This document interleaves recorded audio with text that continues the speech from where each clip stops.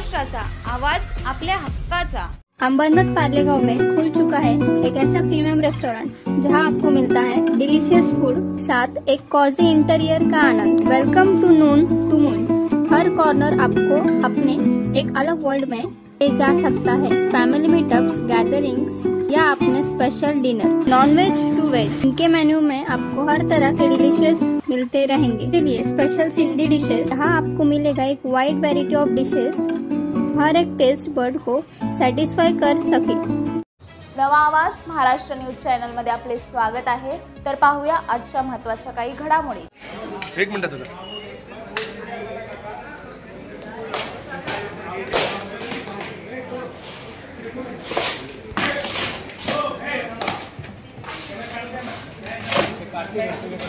निवेदन दिले ना तुम्ही, चला चला निवेदन तुम्ही दिले ना, निवेदन नाही केलं तुम्ही आहे ना पर्यंत। एका दिवसात मराठी शिकता येणार नाही, त्यामुळे आम्ही तुम्हाला 1 महिन्याचा वेळ दिला। त्याच्यानंतर तुमच्या बँकेच्या काउंटरच्या बाहेर जे काही बोर्ड आहेत ते सगळे हिंदी आणि इंग्रजीमध्ये, हे महाराष्ट्र आहे, तुम्ही मराठी आहात, त्याच्यामुळे कसं होतं माहिती का, हे सगळे बोर्ड तुम्ही किती दिवसात बदलणार ते सांगा।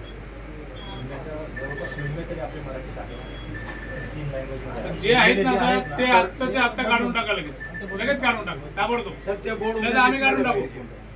काय आता काढा नाही आम्ही काढून टाकू। ऐका, तुम्ही जर इतर राज्यांमध्ये गेलात ना तर तुम्हाला इंग्रजी आणि त्यांच्या भाषेशिवाय काही दिसत नाही। इथं तुम्ही हिंदी आणि इंग्रजी लिहिता। महाराष्ट्रात कशाला हिंदी पाहिजे, इंग्रजी पाहिजे?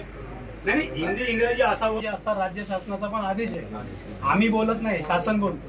जे इंग्लिश मधलं ते काढून टाका ना, आम्ही काढून टाकू। उद्याच्या उद्या तुम्ही नाही, आता लगेच काढू द्या, काढून टाका लगेच। तुमची बँक महाराष्ट्रात असून इथे सर्व व्यवहार मराठीतूनच झाले पाहिजेत। ग्राहकांशी मराठीतून संवाद साधला पाहिजे।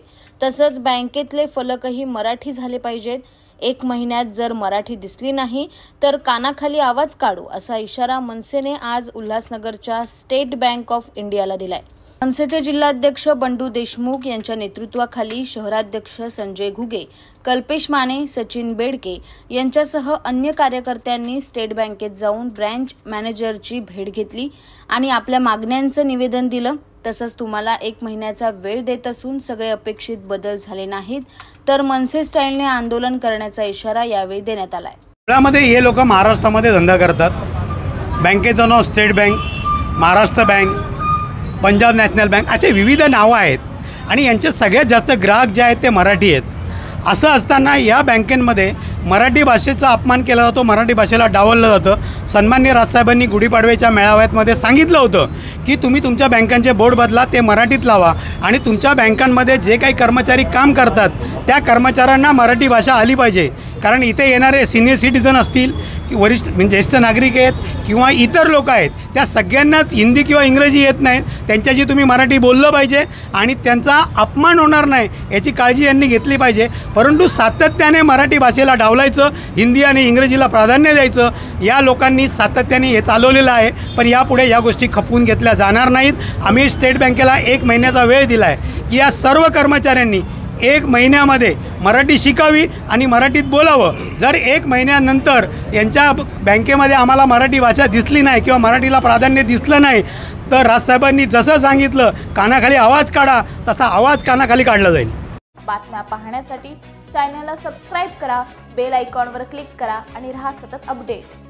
तुमच्या परिसरातील काही घडामोडी किंवा समस्या असतील तर आमच्या वृत्तवाहिनीला संपर्क करा आणि तसेच सतत अपडेट राहण्यासाठी आमच्या वृत्तवाहिनीला सबस्क्राइब करा आणि बेल आयकॉन दाबायला विसरू नका।